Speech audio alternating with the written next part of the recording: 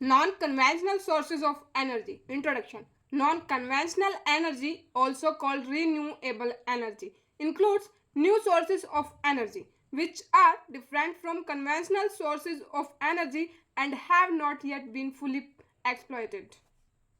Non-conventional sources of energy in India comprise those energy sources that are natural, inexhaustible, as well as renewable. The spectrum of non-conventional energy sources covers solar energy, wind energy, biomass, hydropower, hydrogen no one side, and the new techniques such as fuel cells, electric vehicles, ocean energy, geothermal energy, etc. On the other, interestingly, wind and running water were in use as sources of energy. Prospects. Solar energy is continuously provided by the sun. It is the most important of non-conventional sources of energy. Therefore, it is one of the non-polluting energy sources and helps in reducing the greenhouse effect. Solar water heaters are cost competitive in many applications.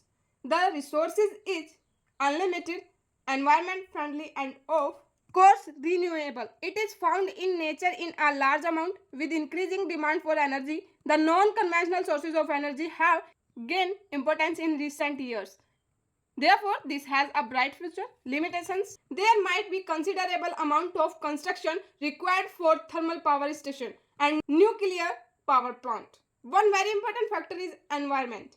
Nuclear or atomic energy, which is considered a conventional energy sources, has two limitations. The stock of uranium is limited. Moreover, the fission produces dangerously radioactive waste. Dumping of the waste is a problem. Conclusion क्या है? The energy crisis, along with the realization that petroleum is an exhaustible and non-renewable resource, force us to assess the situation and focus our efforts on the development of alternative sources of power that could provide sustainable energy development. India has today among the world's largest programs for renewable energy.